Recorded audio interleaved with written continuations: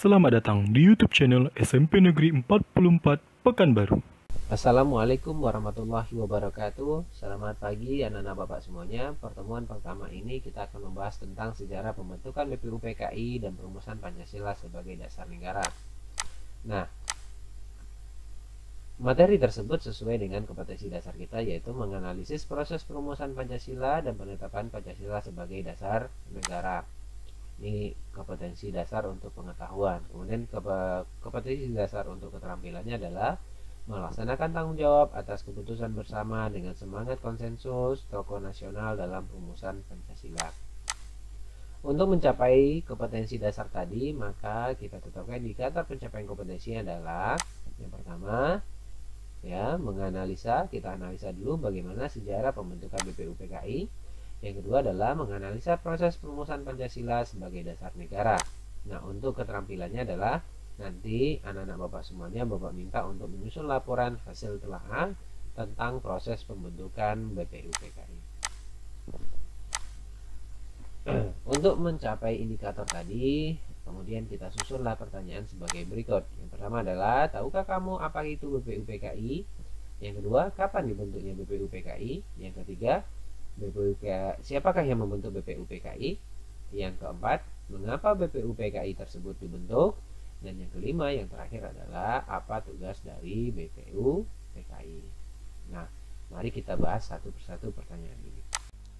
Baik, pertanyaan yang pertama, tahukah kamu apa itu BPUPKI? Ya, anak-anak bapak semuanya tentu sudah tidak asing dengan istilah BPUPKI. BPUPKI adalah sebuah badan penyelidik usaha persiapan kemerdekaan Indonesia, adalah sebuah badan yang dibentuk untuk menyelidiki hal-hal yang diperlukan oleh sebuah negara yang merdeka. Jadi tugas dari BPUPKI ini adalah menyelidiki apa saja yang diperlukan oleh sebuah negara yang merdeka, ya. Untuk anggotaannya sendiri, BPUPKI ini terdiri dari 60 orang. Ketuanya adalah Rajiman Widyo Diningrat, dan kemudian mempunyai 2 orang wakil, yaitu RP Suroso dan Bapak Ichi Bangase, ya. Kemudian BPUPKI dalam bahasa Jepang disebut dengan Dokuritsu Zumbi Chosakai. Baik, ini tentang BPUPKI. Kemudian kapan dibentuk BPUPKI?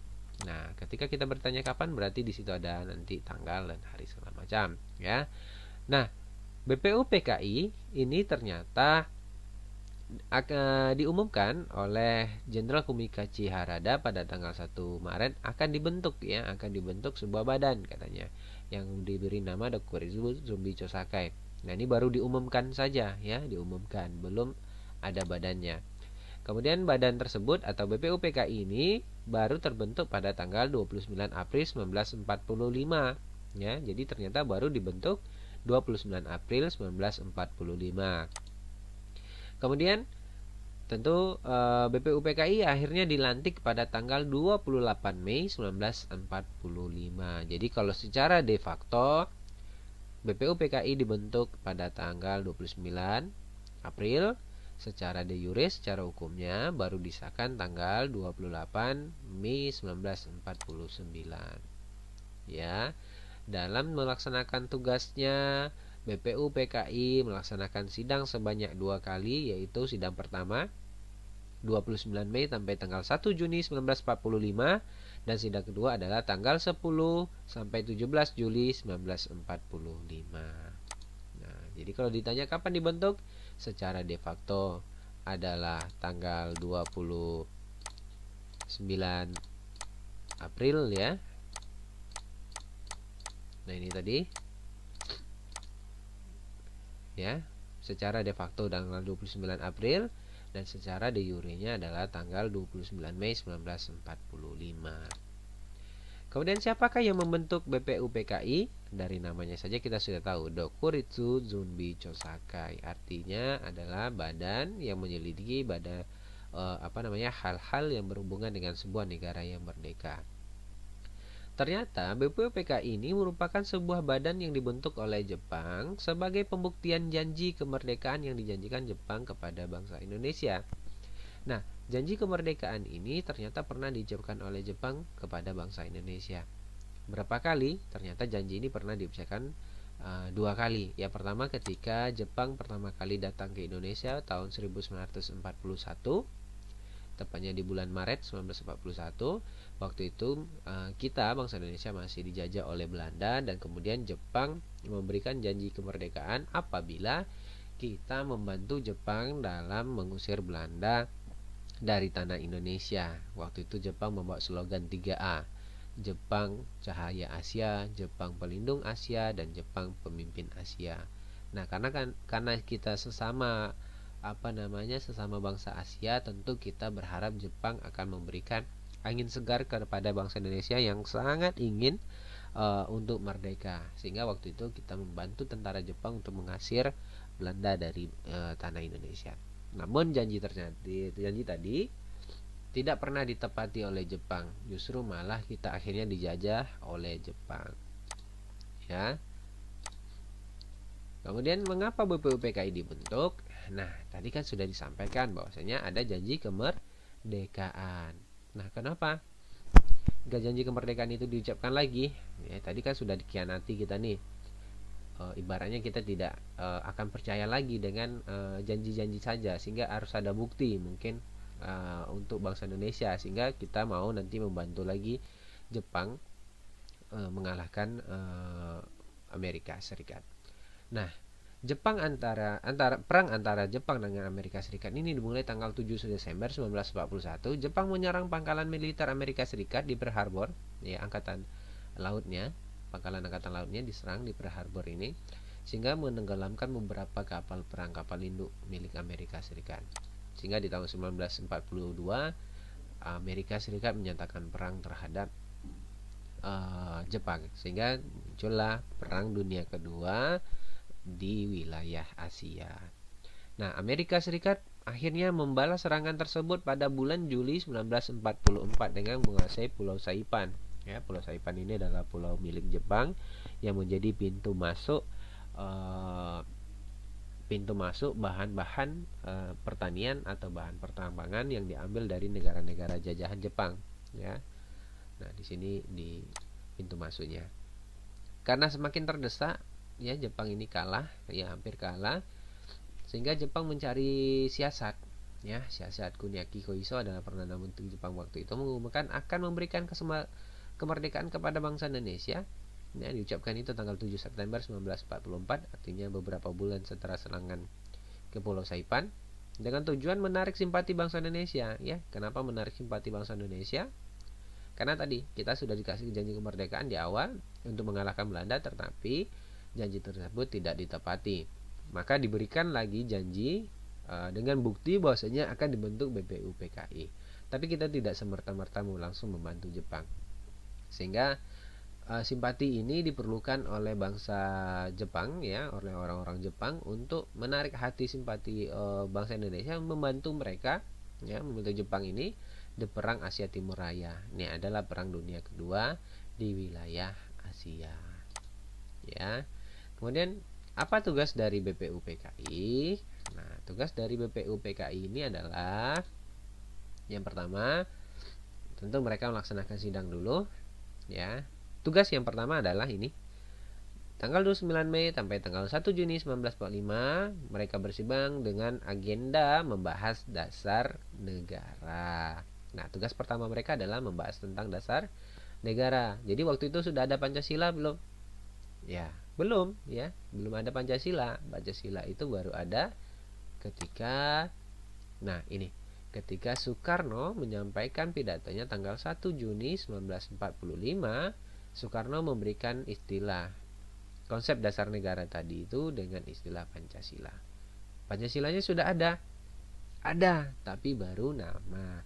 Konsep secara utuhnya sudah ada, ya, konsep Soekarno sudah ada, konsep Muhammad Yamin sudah ada, konsep Supomo sudah ada. Tapi apakah sudah diresmikan? Belum. Jawabannya belum, ya. Jadi belum ada Pancasila secara utuh. Nah, karena tidak membuahkan hasil apa-apa, sidang tadi cuma membahas tentang dasar negara tetapi kesepakatannya belum ada, maka pada sidang BPUPKI yang pertama ini dibentuklah panitia kecil yang beranggotakan 9 orang bertugas untuk menampung seluruh aspirasi anggota BPUPKI terhadap dasar negara, ya, atau berkenaan dengan dasar negara. Maka panitia kecil ini mengadakan rapat-rapat dan seterusnya, dan akhirnya pada tanggal 22 Juni mereka berhasil merumuskan suatu rumusan yang dikenal dengan istilah Piagam Jakarta.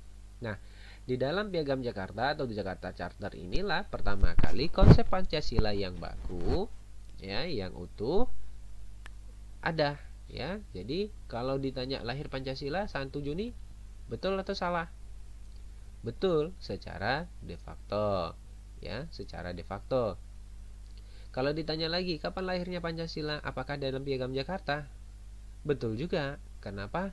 Karena 22 Juni merupakan dikemukakannya pertama kali konsep dasar negara di dalam Piagam Jakarta. Ya, kemudian tugasnya tadi yang kedua adalah, maka tugas yang pertama sudah selesai dengan munculnya Piagam Jakarta, di dalamnya ada dasar negara yaitu Pancasila, konsep yang utuh, maka selesai agenda sidang yang pertama.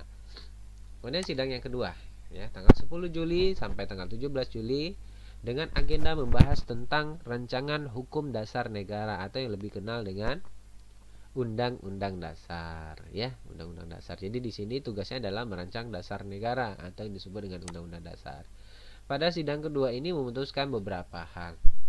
Misalnya tadi, ya, rumusan dasar negara yaitu Pancasila yang terdapat di dalam Piagam Jakarta. Kemudian Piagam Jakarta juga dijadikan sebagai pembukaan Undang-Undang Dasar 1945. Dalam sidang kedua ini juga dibentuk beberapa panitia. Misalnya panitia perancang undang-undang, ya, panitia perancang undang-undang dasar itu beranggotakan 19 orang, ya, diketuai oleh Insinyur Soekarno. Kemudian mereka bersidang beberapa hari, kemudian ditetapkanlah beberapa pasal seperti 37 pasal di dalam Undang-Undang Dasar kita sebelum amandemen, ya. Kemudian Piagam Jakarta menjadi pembukaannya dan batang tubuh serta penjelasan. Kemudian rumusan Undang-Undang Dasar tadi yang sudah Bapak jelaskan sudah disepakati 3 bagian. Pembukaannya dari Piagam Jakarta, batang tubuhnya disusun oleh panitia perancang Undang-Undang Dasar, kemudian dibuatlah penjelasan di bagian yang ketiga. Dengan demikian tugas BPUPKI sudah selesai. Karena apa? Karena tugas mereka adalah menyiapkan hal-hal yang diperlukan oleh sebuah negara yang merdeka. Yang paling perlu itu adalah pertama dasar negara, yang kedua adalah Undang-Undang Dasar Negara Republik Indonesia. Karena di dalamnya nanti akan dijelaskan bentuk negara, sistem pemerintahan, serta bentuk pemerintahan, ya. Nah, itu yang menjadi tugas dari BPUPKI. Dengan selesainya tugas BPUPKI, akhirnya BPUPKI dibubarkan dan digantilah menjadi PPKI. Nah, kalau kita gabungkan semuanya, berarti bagaimana pembentukan BPUPKI? Diawali dengan janji Jepang, ya, diawali dengan janji Jepang. Nih di sini janji kemerdekaan tadi, ya. Kemudian dibentuk BPKI sebagai pembuktian janji. Kemudian di dalam BPKI akhirnya terjadilah proses perumusan Pancasila, yaitu diawali dari sidang yang pertama, ya, membahas tentang dasar negara. Ada 3 orang tokoh yang menyampaikan tentang dasar negara, yaitu Muhammad Yamin, Profesor Dr. Mr. Supomo, dan Insinyur Soekarno. Sehingga Soekarno memberikan istilah konsep dasar negara yang dikemukakannya diberi istilah Pancasila. Nah, kapan Pancasila betul-betul ada secara konsep? Secara konsep baru ada tanggal 22 Juni 1945. Nah, inilah yang menjadi proses perumusan Pancasila. Baik, setelah kita membahas tentang proses pembentukan BPUPKI dan proses perumusan Pancasila, maka Bapak minta anak-anak Bapak semuanya menyusun sebuah laporan bagaimana dibentuknya BPUPKI dan perumusan Pancasila sebagai dasar negara. Kalau ada yang ingin ditanyakan, langsung WA ke WA grup kita atau melalui Google Meet nanti, ya. Silakan anak-anak Bapak bertanya di sana. Untuk hari ini kita cukupkan sampai di sini. Wassalamualaikum warahmatullahi wabarakatuh.